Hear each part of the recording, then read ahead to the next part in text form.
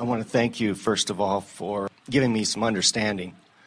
Our consciousness is part of Source as a thought, then. I'm following you there. Let's take it to Mother Earth a little bit here.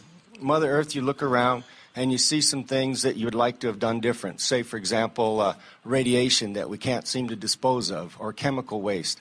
That goes along with that. We can focus, and there could be a way to neutralize that.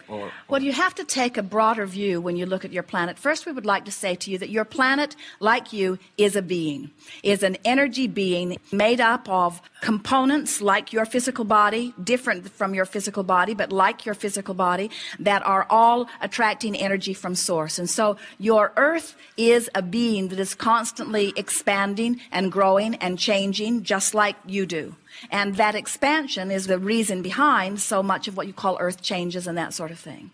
So when you take a broader view and you look at the longevity of this earth and you understand that there is a recycling plan in place that you are not here long enough to get a full view of. In other words, what you are pumping from the ground and putting into your automobiles to use as fuel are past civilizations. In other words, it's recycling at its finest. And so we're wanting you to understand that this is a long-term experience here, this planet, and you are not at risk in the way that you sometimes feel that you are when you look at a pocket of something and use it as your reason to not feel good. In other words, it would be like taking your first trip to some wonderful place like Paris, and you get off the airplane and you get in the cab and you're taken to your hotel and you step out and the sewer has overflowed and you step into it and you say, "So this is Paris." And then you just get back in the cab and get back on the airplane and go back home because you saw all you wanted to see.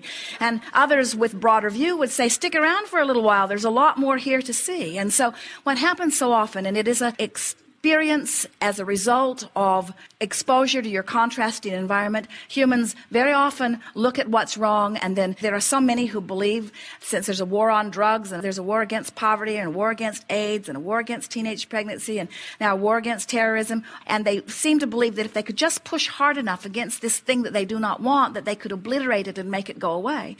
When what happens is, whenever you are giving your attention to something, you're activating it within you, and so instead of it going away, it becomes bigger. You add your power to it, and it becomes more part of your experience. It becomes more part of the overall experience, and it comes more personally unto you, you see. And so that's why we want you to step back a little bit and acknowledge that the reason that you feel that horrible negative emotion when you focus upon some aspect of your planet that you're worried about is not because there's something to worry about. It's because as you take the worst of things and activate them in your vibration, you're not allowing you connection with your inner being and with your God source, who is not looking at the worst of things, but looking at the best of things. We promise you, it is not the looking at the worst of things that makes things improve. It's looking at the best of things. You don't have to wait for anybody else to figure out how to come into alignment.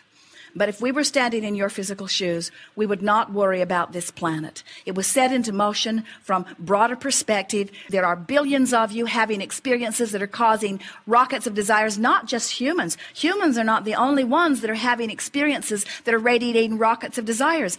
All of the beasts of your planet, all of the plants of your planet, in other words, everything is having its perceptual experience, and it is selfishly asking for what would be better for it, and Source is hearing all of that and providing it, you see.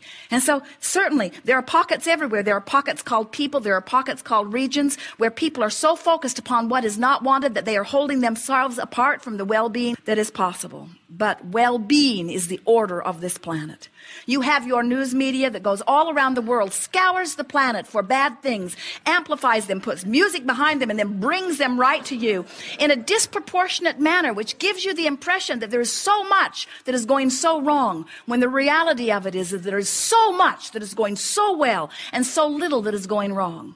And as you decide that you're going to feel good, you'll start finding yourself more and more in vibrational alignment with well-being, and your planet will reveal itself to you in its very best. As you move about, things will be at their best. Cool breezes will blow through for you. Seas will part for you. Traffic will part for you. The weather will acclimate to you. Esther and Jerry tell people, if you're going to get married in a city somewhere where we are.